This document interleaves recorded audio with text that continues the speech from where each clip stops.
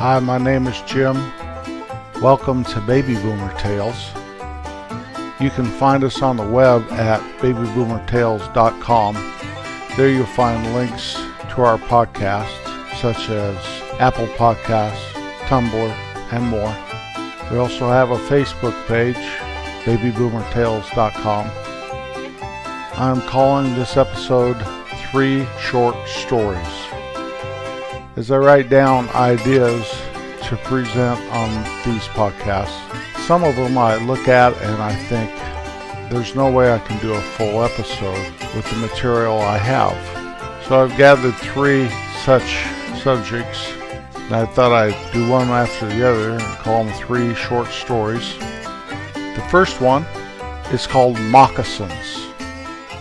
My friend Dave and I went camping and fishing quite a bit.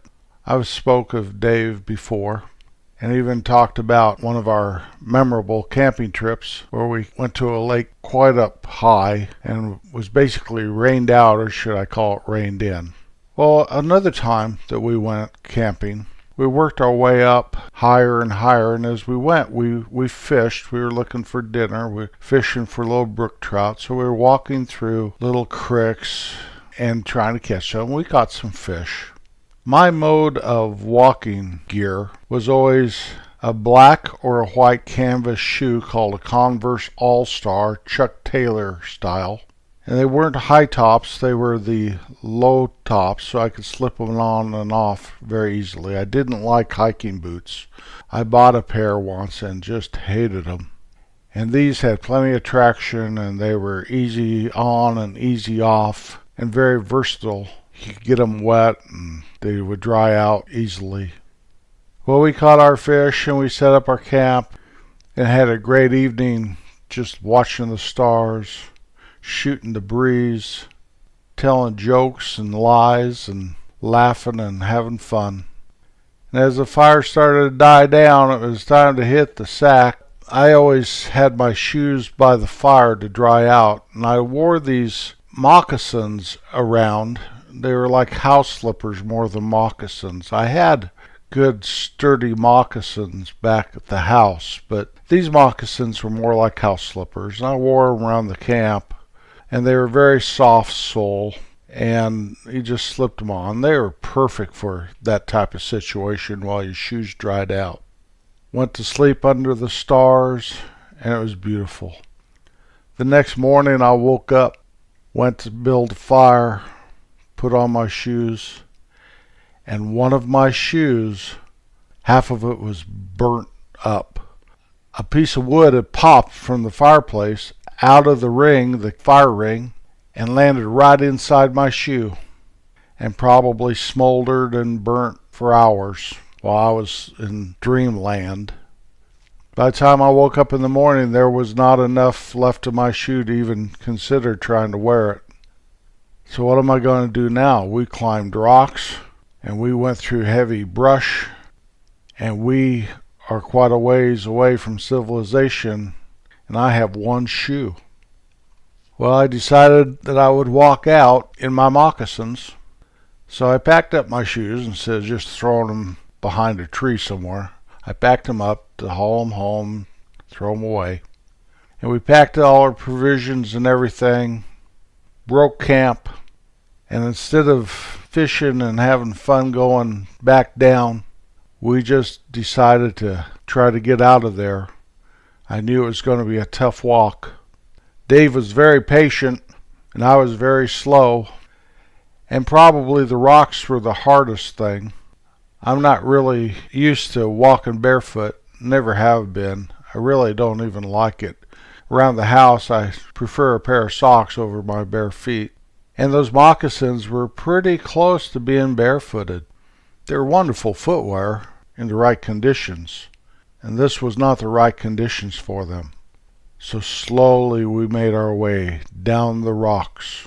Slowly we made our way through the brush and down steep embankments.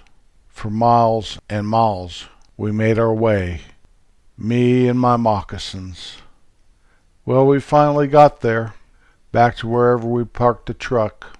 I went home and I went down and bought a new pair of shoes from Jay. I'll never forget that walk down.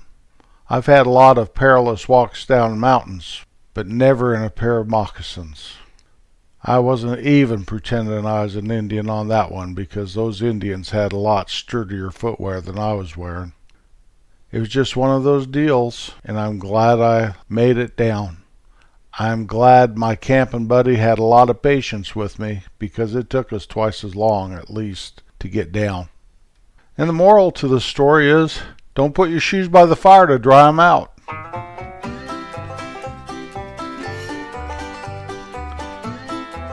My second segment is called Dreams. Do you dream where you can remember it when you wake up? I think we all dream, but we all don't remember our dreams when we wake up. Some of them are so vivid that you remember it and you can tell somebody. But as the day wears on, the dream fleets away. And by evening you think, I had a heavy-duty dream last night. What was that? You may dream during the day, and those are called daydreams. I was a great one for daydreaming. Just dream in a little fantasy world of things I wanted to do, places I wanted to go, people I wanted to see. I have some wild, crazy dreams. Dreams where it just makes me wake up with a start. Sometimes I dream about my wife. Sometimes I dream about people from my past. Sometimes what I can remember doesn't even make sense to me in my waking hours. Some dreams feel so real that you could swear you had just experienced it. Some dreams stay with you forever. I have two such dreams that I believe would be classified as a recurring dream. My first one started when I was very young. For some reason, I think this came into my soul when I was watching TV as a child. For years, I would wake up in a sweat and a start. I don't know where this dream occurs. At one point, I thought I knew, but I don't think that's it. I'm all alone. I'm walking up some very dark stairs. I have some sort of dim light. I'm not sure if it's a candle or a flashlight, but it's enough to illuminate just right in front of me. And I go up these stairs very slowly. And it's very dark all around me. And I get to the top of the stairs, and the door slowly creaks open. And I wake up. And I've had this dream a half a dozen times in my life, maybe. And I remember the dream like I just woke up from it 5 minutes ago. I have no idea what it means, what it is. It used to freak me out, but when I became older, it made me very, very puzzled. Why do I keep having this dream? Did it scare me that bad when I was a child that I can't seem to quite shake it? I don't know.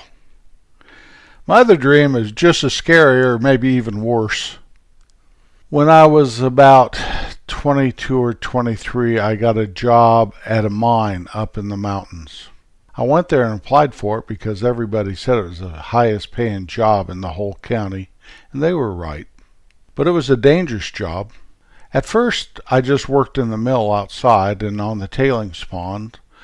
And the tailings pond was a wonderful job, and I would have probably stayed there forever. But that little mine closed down because a larger mine owned by the same company had opened right there on the same area. So waiting for the tailings pond and mill to open later on in the next few years, I had the option of going down in the mine and keeping my job. So I did. And what would happen is you would get on this big, what they call a cage, and it would hold about 100 guys and girls. And they would take you down, I believe, 3,000 feet in 3 minutes. So it moved pretty rapidly down.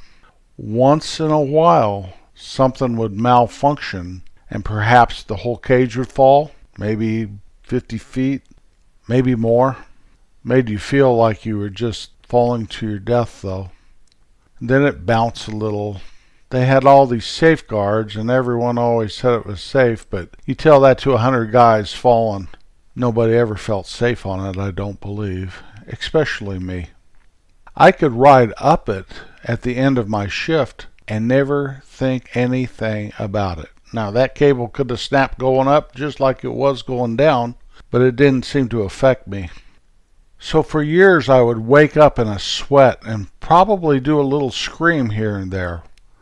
And I dreamed I was falling down that mine shaft.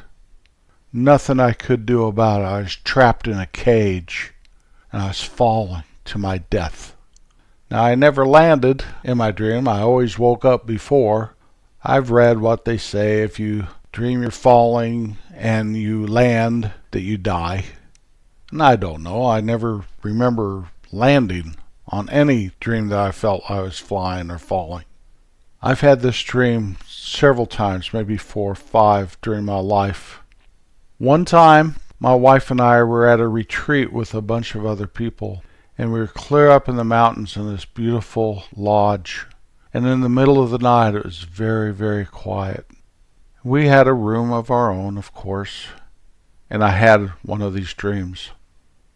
And I was falling, and I was falling, and I couldn't breathe, and I was being smothered. Help me! My wife had my face covered with a pillow trying to shut me up. Saying, "Wake up, Jim, wake up, be quiet, be quiet." She almost killed me. I guess her adrenaline was pumping too. I woke up, my heart was beating 1,000 miles an hour. And once I could catch my breath when I fought her off of my face. "What are you doing? Are you trying to kill me?" And her response to me was, "I just didn't want you to wake everybody in the lodge up." I thought I was going to die. If it wasn't from the fall, it was from my wife's never-ending love of me and her pillow. Well, I give her a bad time about it constantly, to this day, and this happened 15 years ago probably. To this day, I don't let her forget how she almost killed her husband in his sleep. I try to sleep with one eye open, but that does not work. I just have to put my trust in the Lord and know that my wife's intentions are good. The third installment on my 3 short stories is called The Book Reading Contest. When I was in 6th grade, they had a contest to see who could read the most books, and they made a big poster and put it up on the wall up front by the teachers so everyone could see it. And every time you read a book, you would check a box or write the name of the book down or something. And the contest went for several months. And as time went on, my good friend Wayne was one of the leaders in the contest. There was to be prizes for 1st and 2nd place. Well, not to be outdone, I was up there about 3rd or 4th place. Once in a while I'd get up to 2nd and then fall back to 3rd or something. And we were coming within the last month of the contest, and Wayne had read 70-some books. Now in 6th grade, they're not like big novels. Some of these are, 30, 40-page jobs with large print, made for juveniles. I think the leader was Dan, and I think he had a few more than Wayne. But in 3rd place was me. And then I got into 2nd place, and then I got into 1st place. And it was a nip and tuck, neck and neck. One person would lead for a few days, and then the next person would lead for a few days. And I was right in there. And there was only one difference between me and the other 2 guys, that we were ahead of everybody else by quite a bit. That difference is I had only read 1 or 2 of the books. I found early on that you could read a little thing on the book jacket and it told you all about the book. So you had to kind of make a short report on the book when you checked that you'd read it, and I was just flying through them. And I was cheating. And I was in first place. And I was in second place. Then I was in first place again. Then I was in third place. Then I was in second place. And on it went. I had read as many as those guys. Well, time went on, and all of a sudden we had a week left, and we were neck and neck and neck. Wayne didn't want to play or anything. He just wanted to read. I found that reading got in the way of me playing with my baseball cards, playing little men with my brothers, going around and riding my bike around town. It got in the way of all that. It's not that I didn't like to read. I mean, reading was fine. Shoot, I had to read things all the time. I really loved reading stories about Mickey Mantle and Ted Williams. Well, as we got closer, my conscience started to bother me. I never ever cheated on anything, really. I didn't like people that cheated. I was feeling bad about cheating. I didn't even know why I was cheating. I guess I just didn't want to lose that contest. I didn't want to lose that prize, whatever it was. I didn't want my best friend in the world to just pass me up and be smarter than me. Now, being smarter than me never ever bothered me, really, too much. I knew what I was good at, and I knew what I was bad at. And I was right in the middle on reading. I wasn't really good at it, but I wasn't bad at it. So I backed off. All of a sudden, I started checking less books out, and I came in a distant third. Nobody ever knew about this until today. I never had a problem with cheating. I never had a problem with lying. And I never had a problem with stealing. But I have cheated. And I have lied. And I have stolen. Someday on this podcast, I'll tell you about the time I stole. Not proud of that one either. I'm amazed I never got caught. Now I was about 12. And the consequences wouldn't have been terrible, but there would have been consequences. And in some way I wish I would have been caught on that book contest. Maybe I knew that if I would have won, I would have got caught. I don't know. I do know that in life you reap what you sow. So I was just a silly little boy. I'm glad that I didn't grow up to be a silly old man. Always be kind. It's really the very best way. I'll be back next Wednesday.